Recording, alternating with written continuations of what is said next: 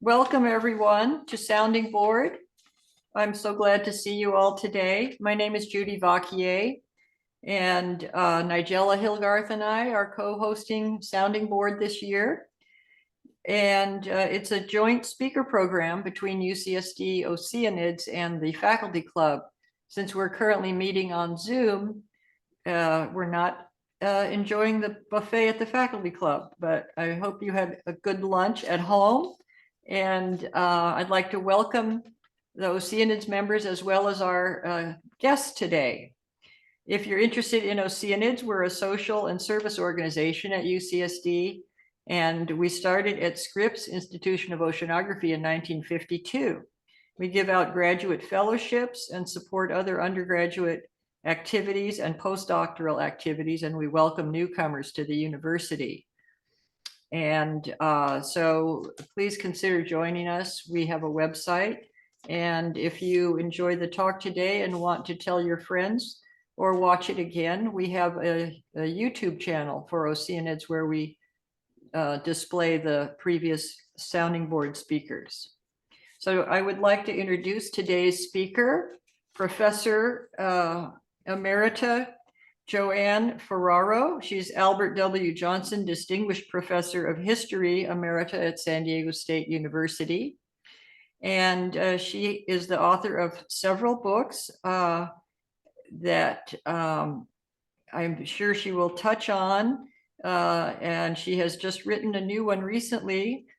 And the title of her talk is The Renaissance and the Wider World.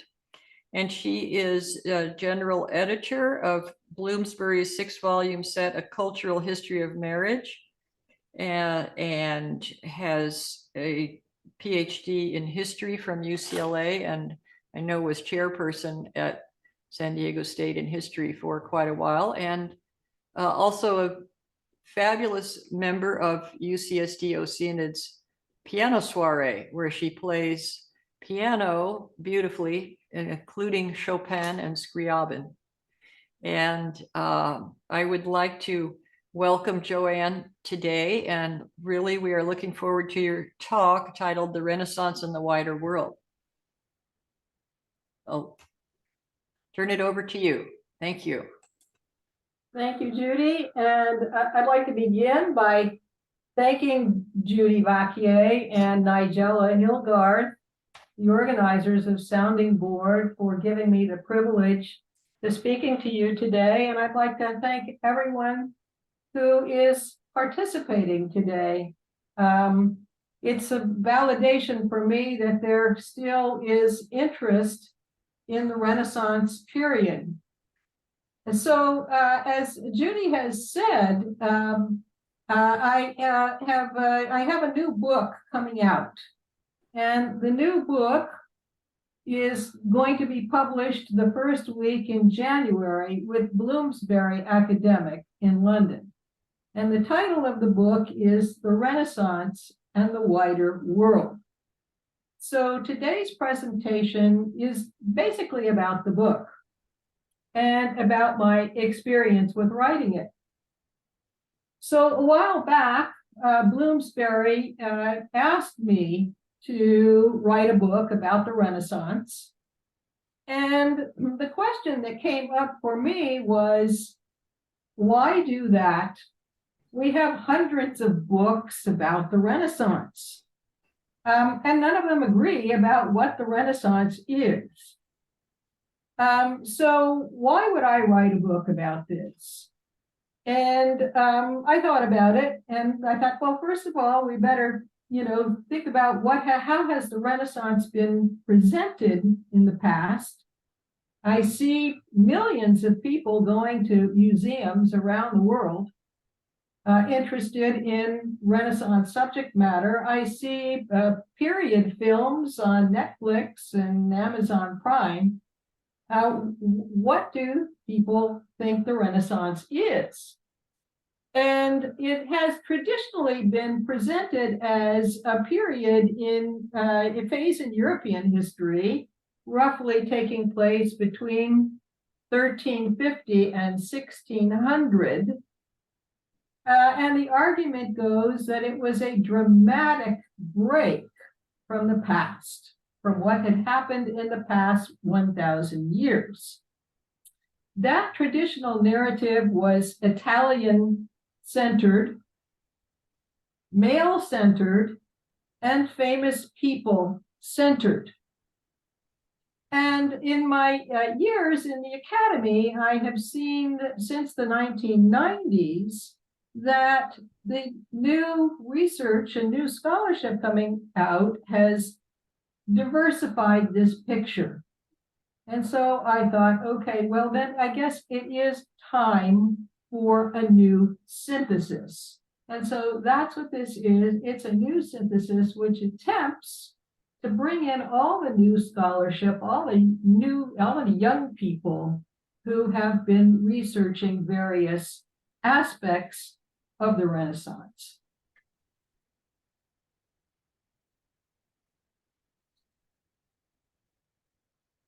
So my rationale then was to write a book that would include new research, that would include what had been overlooked. And that would mean then, besides Christians, also those who lived in the Islamic world, Jews, for example, as well. It would include the laboring classes and not just the famous people like Machiavelli or Caesar Borgia or some pope. And it would include women. And with these categories, then I would be able to better situate this book in our current academy, where hopefully it will be read by students of the period as well as a general audience. So I'm going to start by saying that this book is my invention, and that I believe history is an invention because historians select what they're going to write about. They select evidence, they select what they're going to highlight, they interpret in their own manner. In other words, it's not totally objective. And they create a story. They create a narrative. They create a beginning, a middle, and an end. History does not come to us with a beginning, middle, and an end. It is there, and we are the ones then that create the storyline. So I will say up front that someone else could look at all the evidence about the Renaissance and come up with a completely different book, and that would be perfectly valid as well. So here are the 6 categories of emphasis that I present in the Renaissance and the wider world. First of all, I say that the idea of a Renaissance works best in the realm of culture, in the realm of the history of ideas, art, architecture, and crafts. I don't think there was a Renaissance in the economy, and I don't think there was a Renaissance in politics, but there certainly seems to have been a Renaissance in culture. Secondly, I talk about Renaissance in broader terms chronologically than the traditional 1350 to 1600. I see it as temporally more expansive. So we go back to the year 1000, and I chose that year simply because it's the year when urbanization, the motor of building cities, is revived again after the decline of the Roman world. Third, this book emphasizes the global exchange of ideas and material goods. I'm not just going to look at the Italian peninsula. What I have in mind is that that peninsula drops into the middle of the Mediterranean world, and it embraces then something besides European civilization. It embraces Islamic civilization and Byzantium, that is the civilization that evolved around Constantinople, current-day Istanbul. Fourth, I'm going to be looking at laboring women and men, and not just at Michelangelo or Machiavelli. So what do I mean by laboring? Well, I mean that not all, but many of the famous artists that we are familiar with came out of workshops. Botticelli or Brunelleschi, many of these people came out of workshops, out of goldsmith workshops. Many were of humble origins. They weren't nobles, they weren't patrons, but they were the producers of Renaissance culture, men and women. And there I include not just the traditional art and architecture, but how about embroidery? How about textile weaving? How about some of the other arts that were predominantly the realm of women? A fifth emphasis is domestic space. When we think of the Renaissance, we think about public space, we think about the public squares, the piazzas, famous piazzas of Italy. We think about spiritual space, the famous churches and cathedrals.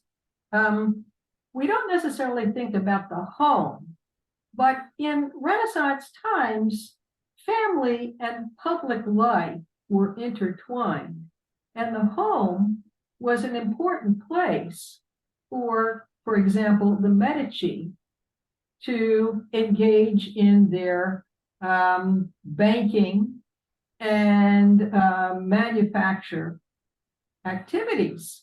And so the domestic space, including the wives of these famous rulers, was an important place to highlight as well. And then finally, I pay attention to women, and especially because from about the 1990s, as more women have entered the academy, more women are getting PhDs, the curiosity about women in history has become very, very popular. And as a result, we have an entire new literature of ideas about the participation of women in history, not just as, let's see, at the end of the chapter, let me have a little, I'm going to add women and stir, what were the women up to? But how were women actually part of the master narrative about the story of the Renaissance and not just an addition? So those are the 6 goals of the book. In my talk today, of course, I'm not going to be able to give you details about each, but I hope to give you a sample of what it is I attempted to do. I'm going to start just with 3 maps. I think it's important to visualize what it is I'm talking about. So let's move to those.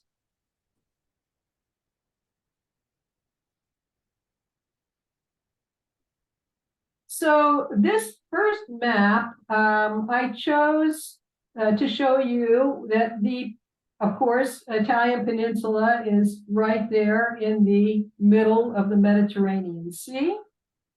And we can see by what are called the Middle Ages, the 7th century, in historical terms, from the 5th century, when the Roman Empire has declined, from the 5th century on, we have the Middle Ages.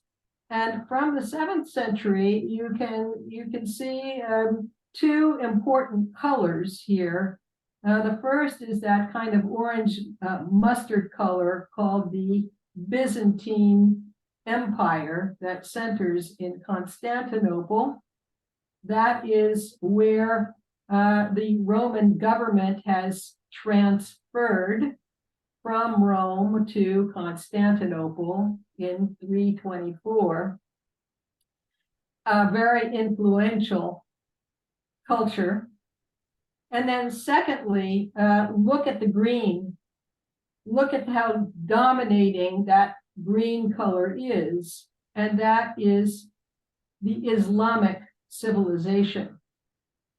And so the Mediterranean world then is a mix of various cultures, and Italy being in the center of it. And I should check myself because there was no Italy. Italy only existed in 1861 when it was politically unified. What you have here are just a group of different regions in a peninsula, but there they are at the center then of the Byzantine and Islamic world.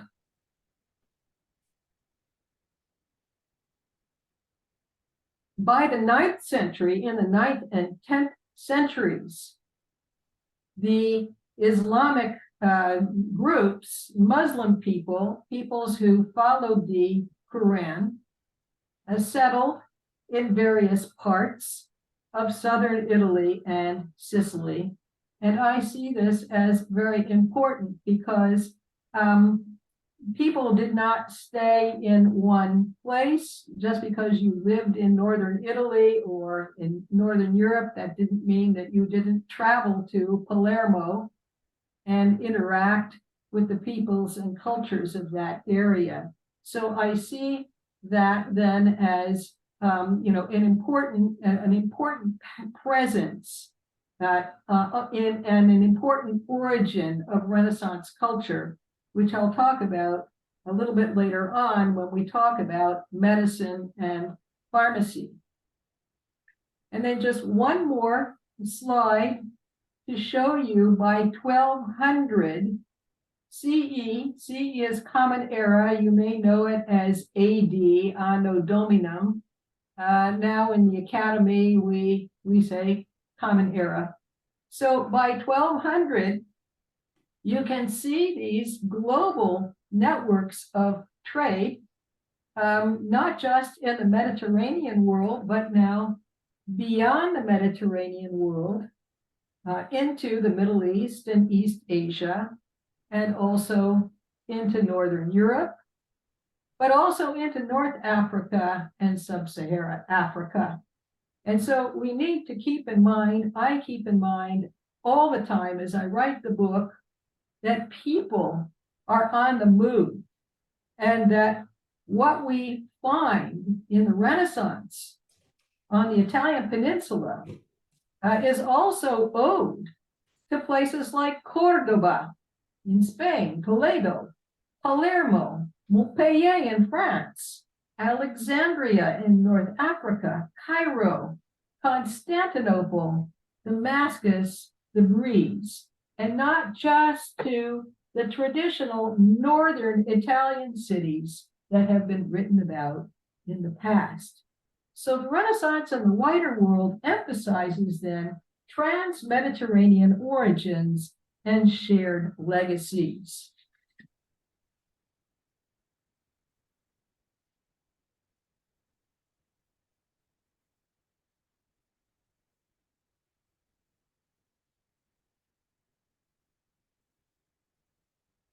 In the next part of the talk, I'm going to give you some examples.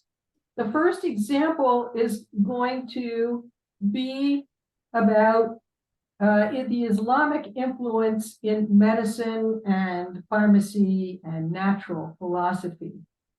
And the second example is going to be in the area of art.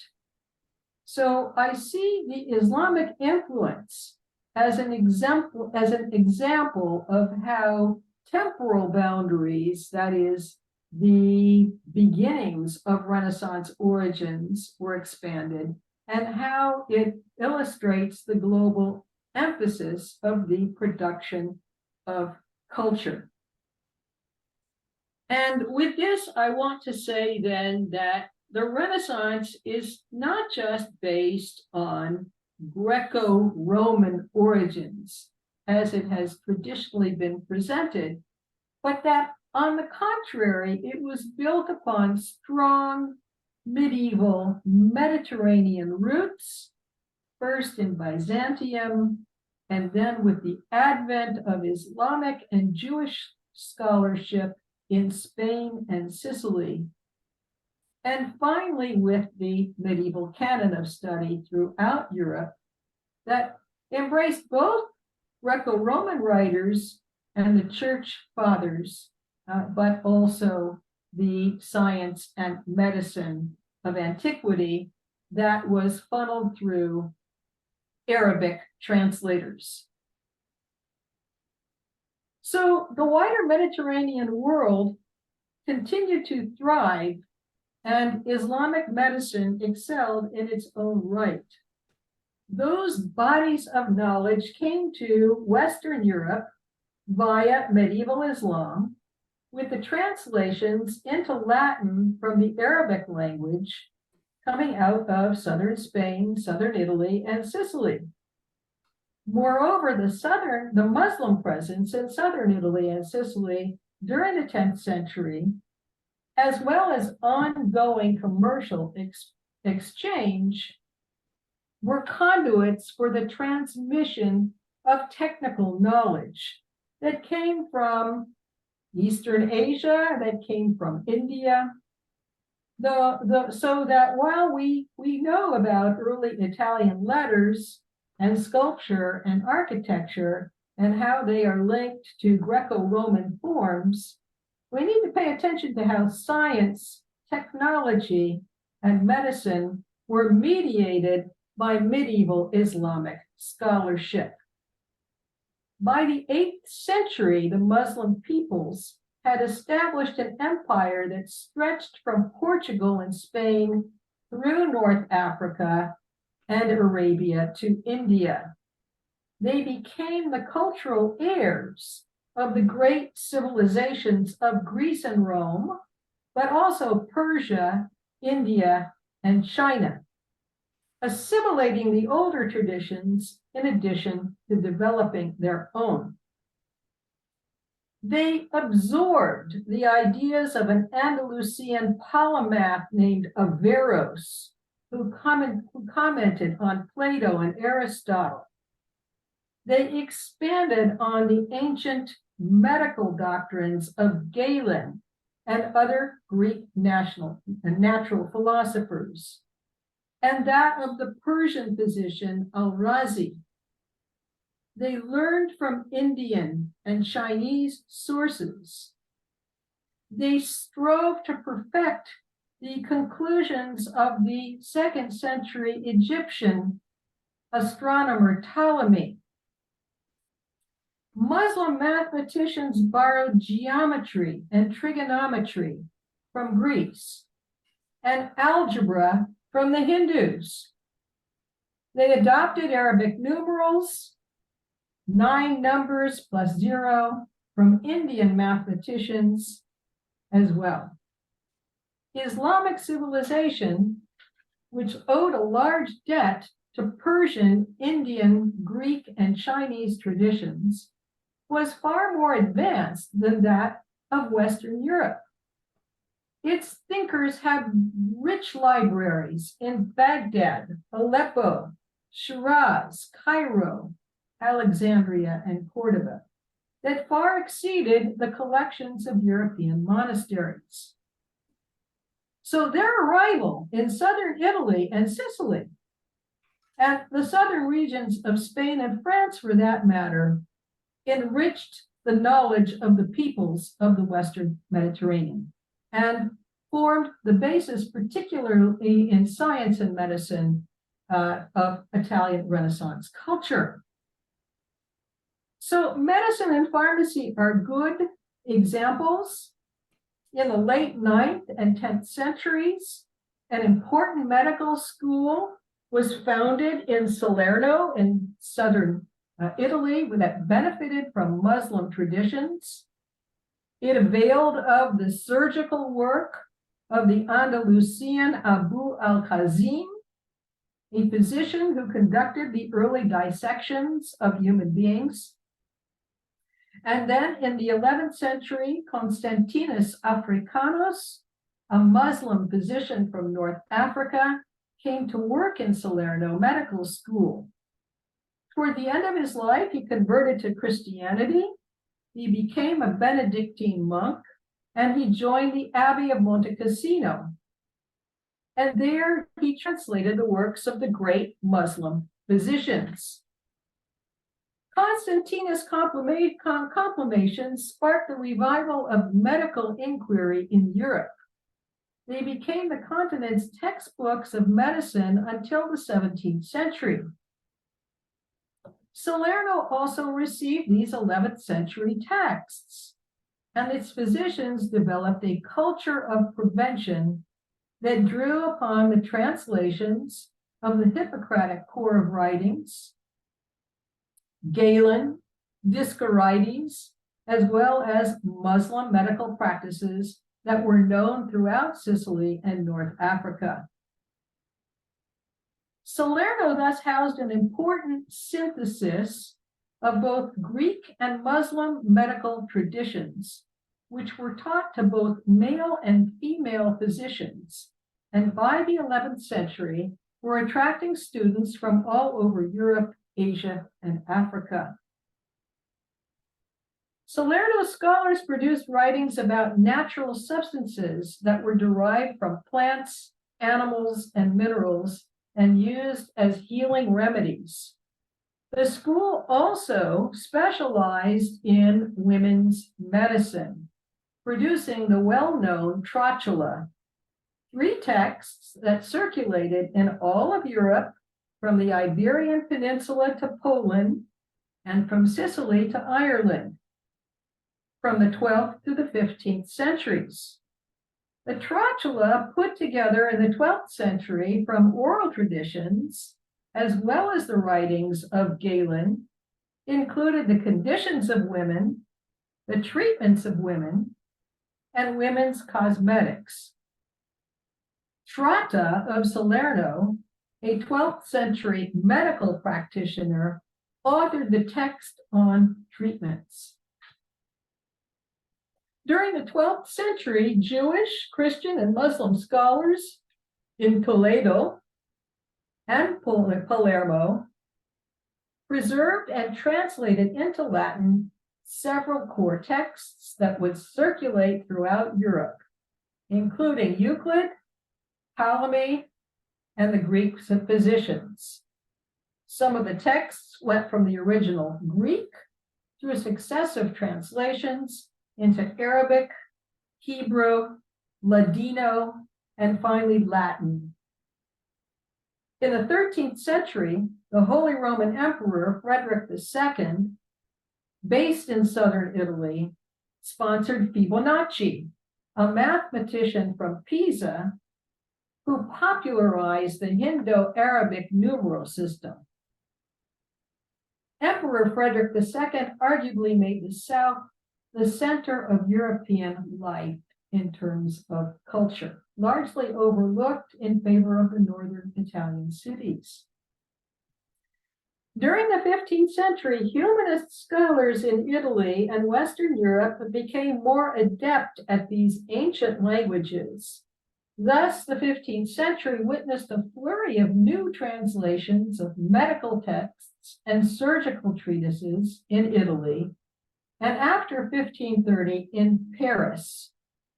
The Aldine Press in Venice published the complete works of Galen in Greek in 1529, and the Hippocratic Corpus in Latin in 1527, and in Greek in 1526.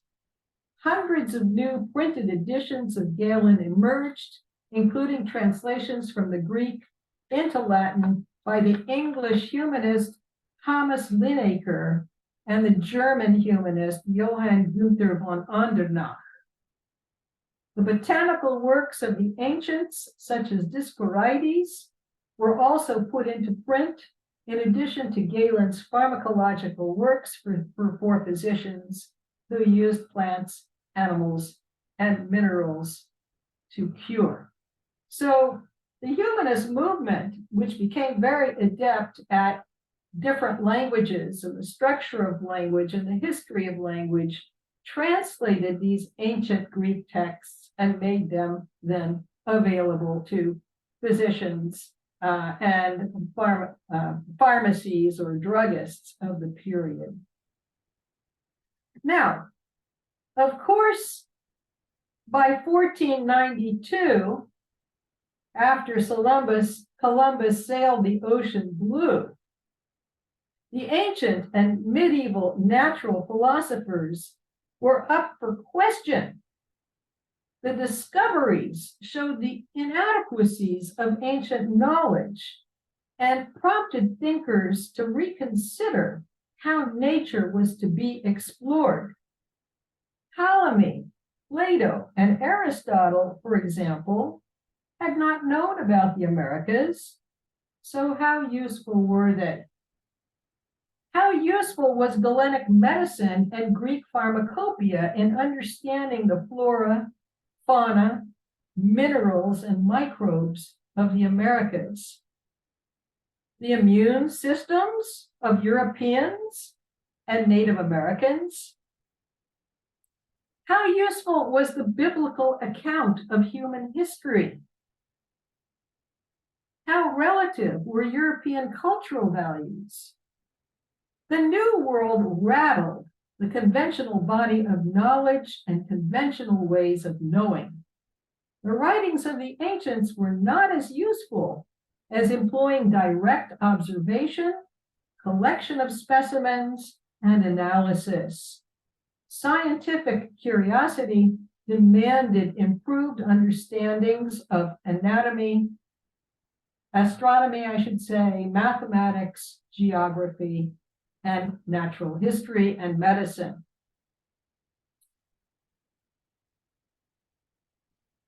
Okay, I'm going to move now to my second example, which is in art. Perhaps the clearest and most celebrated cultural break with the medieval age came in the realm of Italian art with the development of perspective, a technique that not only enabled an almost mirror-like representation of the natural world, but also went on to inform scientific inquiry in astronomy, cartography, botany, mathematics, and engineering. When the printing industry took off and the book industry took off in the 1400s and 1500s, perspective was essential in illustrating innovations in these fields. Perspective in Italy was the outcome of the growing appreciation of Arab mathematics and optics, of Euclidean geometry, and Roman architecture through the studies of Vitruvius, a 1st century Roman architect and military engineer. This learning was not necessarily Italian. This learning was a shared legacy with the Eastern Mediterranean. And here are just a few slides to illustrate the evolution of perspective. We see here the artist Giotto in the 14th century.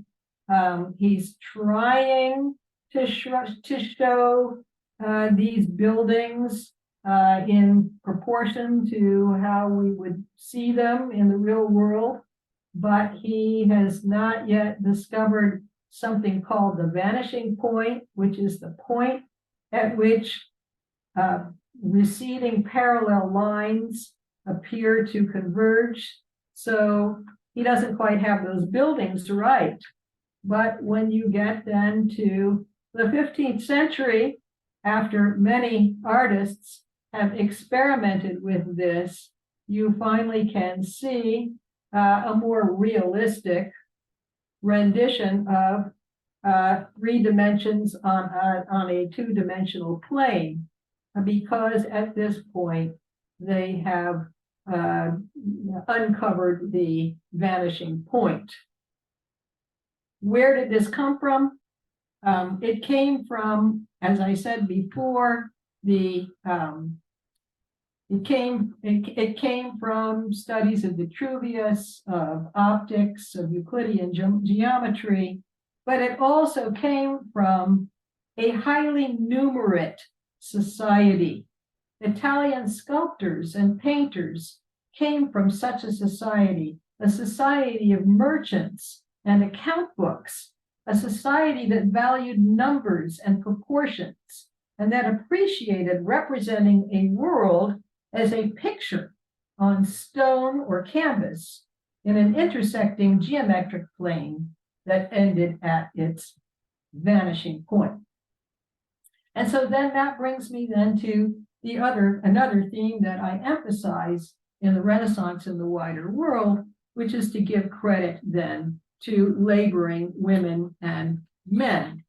When we examine how artworks and buildings were made, we find that they involved an array of skilled craftspeople working with primary materials, such as wood and stone, marble and granite, clay and wax, bronze, gold, glass, precious dyes, silk thread, among others.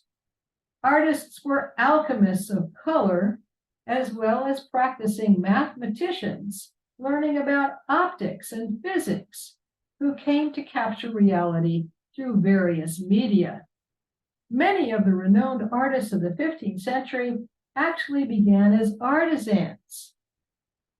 More pages, however, have been written about the patrons of art than the makers of art.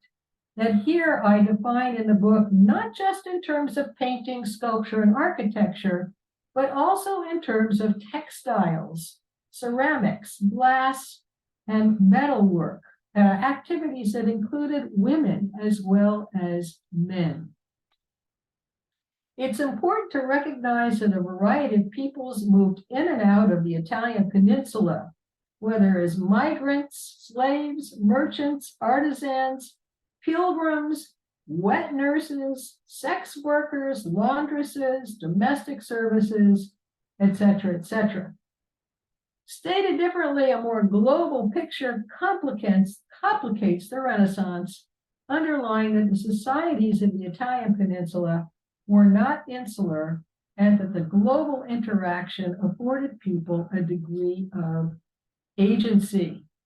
Material objects carried along trade and banking routes, as well as missionary travels, were prime models and disseminators of culture, whether through painting, manuscripts, or books, canvases, or engravings. So what we see then is connected to material objects were the people who made them, carrying abroad their expertise.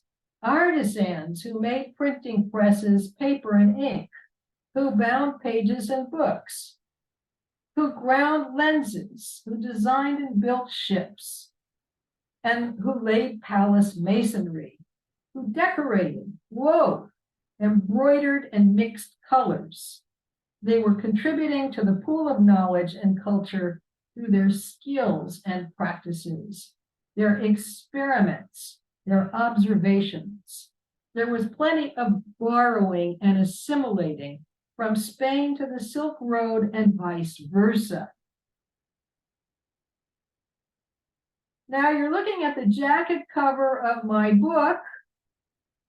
It's a painting by the brothers Gentile and Giovanni Bellini, and it's called Saint Mark Preaching in Alexandria. It was painted between 1504 and 1507. And for me, it exemplifies the kind of worldly aesthetic that was coming out of Renaissance culture, and in this case, particularly out of the culture of Venice. And what you see here is the interaction of a diverse community in a major Muslim entrepot where Venice exchanged goods and ideas for centuries. The setting blends Venetian motifs with multicultural artifacts connecting West with East. The Byzantine Basilica in the backdrop, a reference to Venice's Basilica of San Marco, but also of the Byzantine Church in Constantinople, Hagia Sophia. It's in the midst of an Eastern bazaar. The square is Egyptian, its houses displaying Islamic carpets, grills, and tiles. And in the skyline are minarets, columns, and pillars. The architecture is Mamluk, that is Egyptian. The 15th century contemporary world is also given classical references. St. Mark, the patron saint of Venice, who lived in Alexandria during the 1st century, is dressed as an ancient Roman. The Venetian nobility, dressed in black, stand behind him. His audience includes Middle Eastern women dressed in white, Egyptian Mamluks, North African Muslims, Ottomans, Persians, Ethiopians, and Tartars. The costumes display the luxury textiles of the period, a cultural mixing, even though St. Mark did not live during the rise of Islam, but rather lived during a much earlier period. So artistic traditions in Italy reflect both regional customs, but also interactions with cultures abroad. Look at these two paintings and the decorative motifs on the textiles. You have Kufic script, which is angular Arabic script, in Fabriano's Adoration of the Magi, painted in 1423, and in Lippi's Virgin's Manual, painted in 1438. Arabic writing can be found in the textile weavings of the age. Artifacts, material culture document the history of Renaissance culture along with the texts. The residences of the wealthy were filled with artisanal works from Spain to China that tell us about the elite demand for opulence as well as the period's material culture.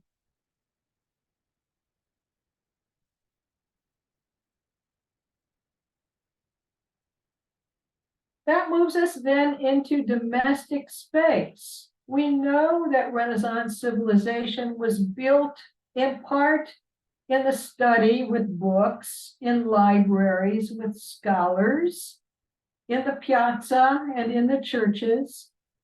But we also know that it was built within the home. And this gets us into what is called gender analysis in history, which is the constructions which are considered masculine and feminine. One of them then is gender and space, and it contrasts the public venues like the piazza or the church with private venues like the workshop and the home. And it emphasizes the importance of the domestic setting in the Renaissance era. This is the world of female and male artisans who converge and make the domestic setting an essential site of production as well as reproduction. What you have here is a very beautiful birth tray. The custom was to give these trays as gifts in Florence upon the birth of a child. And there you see the birth is being announced with trumpeters.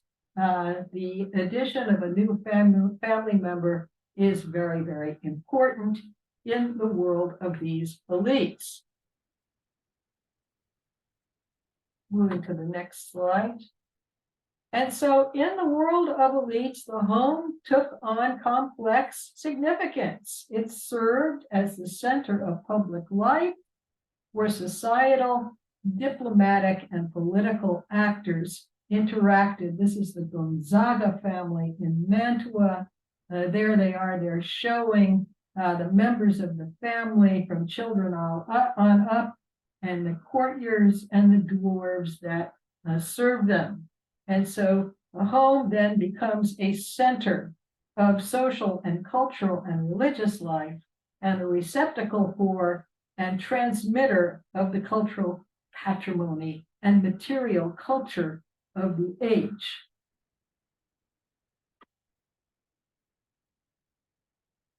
You got that? And so finally, just the last topic in the book I wish to emphasize is the place of women, which is quite different than gender analysis. Gender is about the cultural constructions of masculine and feminine. This is about where do women fit into the narrative about Renaissance culture. Well, these women, it turns out, with new research, served as regents, they served as rulers, they served as property owners, writers, patrons, artists, and charismatic nuns. Thanks to more women entering the academy after 1990, we now know more about how aristocratic women participated in political life and diplomacy as regents in Italy, or the wives of European rulers, and who served as powerful marriage brokers for their children. Furthermore, scholars have demonstrated how, through their letter writing, women were trained in humanism and engaged in important intellectual discussions, such as the worth and inequality of the female sex. By the 16th century, women writers occupied a central place in cultural life. Some even established their own academies. Although they were trained in Latin, they began to write treatises and letters in Italian, as well as sonnets, poems, and dialogues. As patrons, they influenced the development of the arts and music.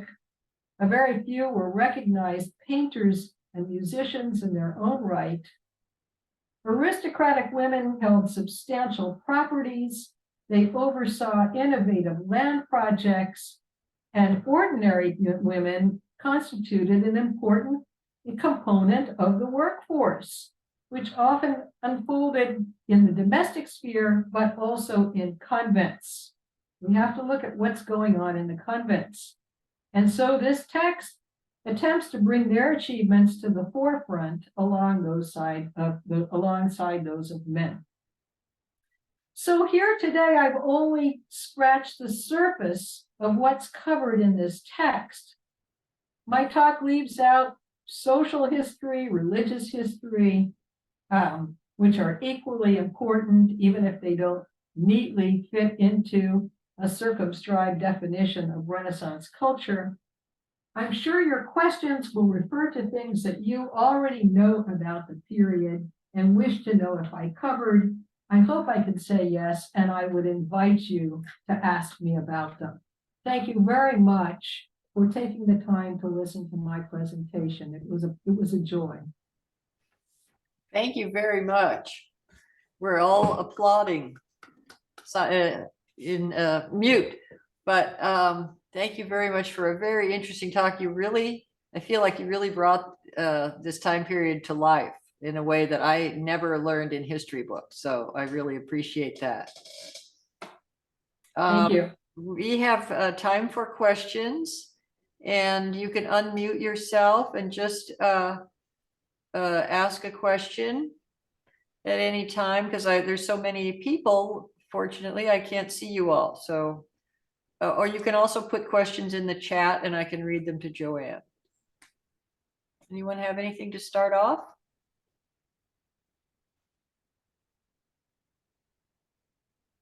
I can start, Joanne, thanking you very much for this wonderful presentation.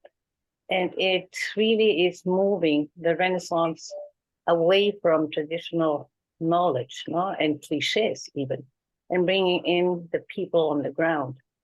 What I was wondering is how slavery plays into the whole movement of goods and ideas, because slave, the word itself, comes from Eastern Europe. How was it transferred into Africa and then into the Americas? I mean, and how race was part of the expansion and the movement of conquest, no, and of exchange in more general terms. And the other component which struck me in your presentation is, what about the indigenous people in Africa itself? Was there any kind of cultural flows that went northwards into Europe and then into America? So I know these are very complex questions, and my view comes from research in the Andean and Amazonian region. So I have a different starting point, no, as a perspective. That's what my questions are based on. Thank you so much, John. It was really eye-opening. Thank you so much for those wonderful questions. I'm familiar with your work, Christine. And yes, those are huge questions. So I can only answer briefly that, first of all, in at least my knowledge of Renaissance Italy, most of the slaves, and there were slaves, were from Eastern Europe, as you said. They were not from sub-Saharan Africa. There were some sub-Saharan, some were working as gondoliers, and we see some examples of people of color in the painting of the period.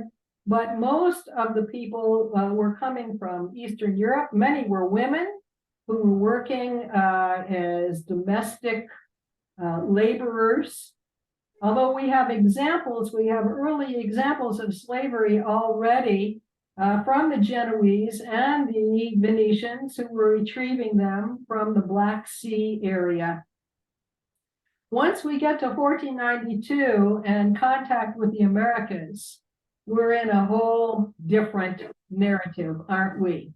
And there, then you do have the transportation of sub-Saharan Africans to the New World.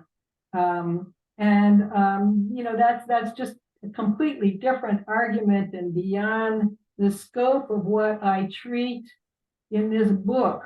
But I will say that slavery exists, and it was a darker aspect of the medieval and Renaissance period.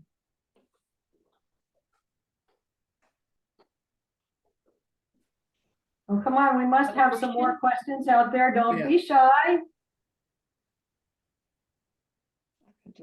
Yeah, but thank you very much. I have to leave, unfortunately. Thank you.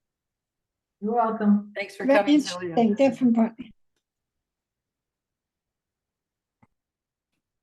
So I have to run downstairs to get my notes, but I attended a Zoom meeting about from an Italian gentleman from the Sanford Burnham. And he was talking about a study that's being done between University of Lund and Sapienza in Rome and UC San Diego about this region in Italy. And the title of the talk was about the blue zones, but he was, which, as people probably all know, that the blue zones are areas where there's a large number of centenarians living.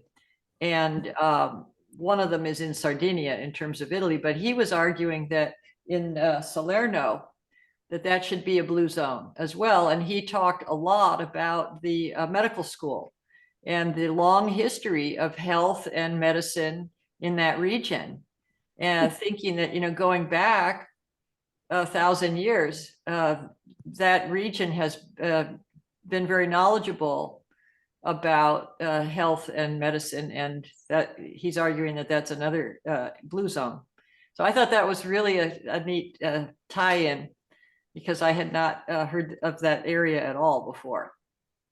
Yes, indeed. And actually it was a place that had both male and female physicians, which was unusual for the time.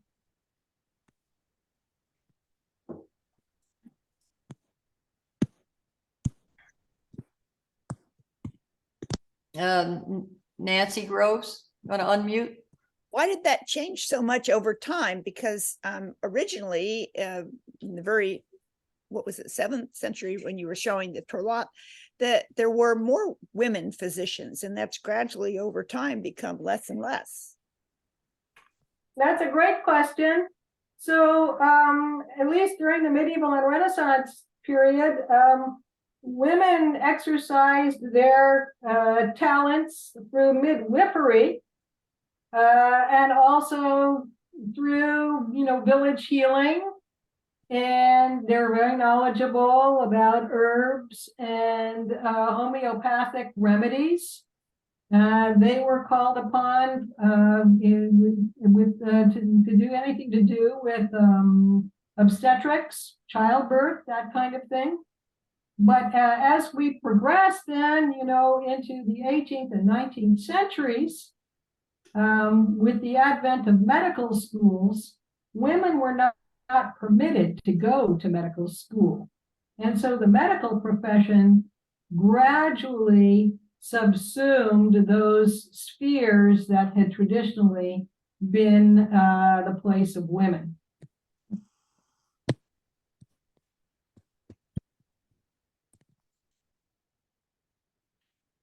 Judy, you're muted. I unmuted. I muted myself before I started talking. That wasn't that good. I think that depends on what countries we're looking at, because I remember, I don't know what the numbers are now, but a few years ago in Russia, a large number of the physicians were women. And I thought that really struck me, because at the time there weren't that many women going into medicine in the US. So I don't think it's universal. Yeah, I think Elise Flyer had her hand up. She's on mute. You have to unmute yourself, Elise. Am I okay? Got it now? Okay. Yes. So I found your talk very interesting, and it's very eye-opening. It's to the wider world. But I have a question for you. Obviously, part of your title is the Renaissance and the wider world. And as you know, it's in vogue to not see a European Renaissance, right? There would be a late medieval period, an early modern period, but we're making too much of the European Renaissance. And I would ask you, how would you define the European Renaissance? What is it to you as a scholar? Okay, and so the question is to broaden it from the Italian peninsula, right? If indeed you do, because you call the book is the Renaissance in the wider world. So Yes. How do you now, having completed that book, how would you define the Renaissance? Okay, so what I would say, one of the areas, well, two of the areas, but one of the areas that works well is in the history of language. So Renaissance scholars were very interested in learning ancient languages, and then talking about the history of words, and emphasizing Greco-Roman writers. And that became prevalent in the education system, which started in Italy, but quickly spread to the rest of Europe, east and west, where people were getting a so-called classical education. So that is certainly one area where it spread European-wide. I think the other has to do with architecture, for example. We can go from England to Poland to Russia to see the ways in which Renaissance classical architecture took off and spread throughout Europe. So I would say the European Renaissance, again, for me, works best in the areas of humanistic scholarship and in art and architecture. And that's where we see this classical tradition that we have down to the present day, all you have to do is have a look at Washington, D.C. Look at our monuments in Washington, D.C. Look at bank buildings in major cities. And there you have the classical ideal, the Greco-Roman columns. Look at Berlin, for example. Berlin and Washington, D.C. We're still embracing the classical tradition. Okay, thank you. You're welcome. Thanks for the question.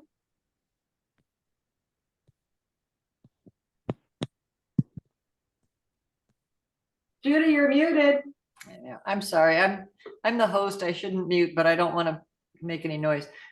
We still have quite a few people left waiting to hear whatever you're going to say. So someone can Okay, ask a question. how much time do we have? Well, we have a few more minutes. I mean, it's open-ended, but you know, we have time for plenty of questions. All right, I have a question then for the group. So at the end of my book, I make the argument that the Renaissance lives on and that we see it in current day Renaissance fairs.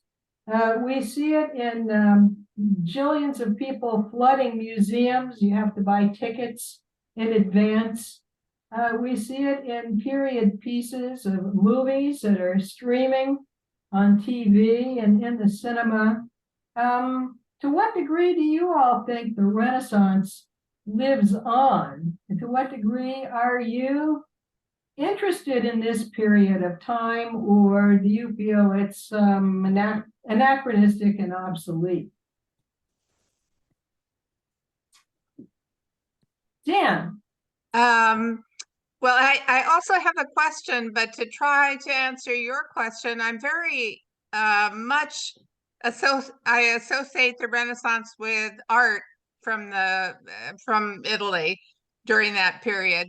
But my question is, what happens to the medieval period, which I always sort of thought as, 1100, 1200, 1300?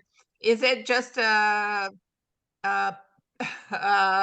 European concurrent phase, or is that too broadened, or how does it get subsumed by the Renaissance into your broader definition? I love your question. And the quick answer is the Middle Ages live on. And so, I mean, this goes back to what I maintain is that history is an invention of the writer. And so if you look, for example, at Northern European history, conventionally, the Middle Ages is from the year 500 until 1500. And then what happens with Italy, particularly right after World War II, is all of a sudden this period between 1350 and 1600 gets carved out as being the Renaissance. And it is subscribed to by an interesting group of scholars post-World War II who came out of fascist Europe. You have a number of Jewish refugees who fled to England or the United States in art history and history and in humanism. And these men were enamored of the history of free republics in the face of fascism that they had fled. And where do you look for the history of free republics? You look at the northern third of the Italian peninsula, and lo and behold, you get the creation of the Renaissance. And they filled the major universities of the time, and they had students, they had acolytes following them. And thus you got a split among Italian historians who create this Renaissance out of the Middle Ages that you well know, and that is flowering in Northern Europe. So they happen at the same time. Following a little bit your question and your recent comment, Joanne, I was wondering, I mean, how much more Renaissance we would need today in terms of the exchange of ideas and tolerance. And with the creation of the nation states, I mean, you have a completely new political picture, not that cuts short this lively exchange that you were describing and the movement of people, no? It's so from a modern perspective, it's a very restrictive political move, no, social and political move. But I would like to see more of what you describe in Renaissance today, much more, no? So I agree with you. I'd like to see more of the convivencia that took place in southern Spain.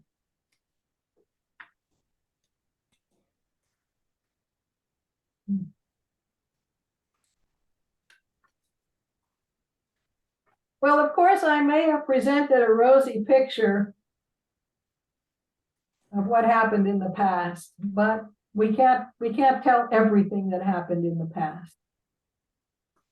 well, and there are some absent actors as well, not like peasantry, for instance, and the resurgence of the community, no, as Exactly. again total relationships, no, that is part of the story as well.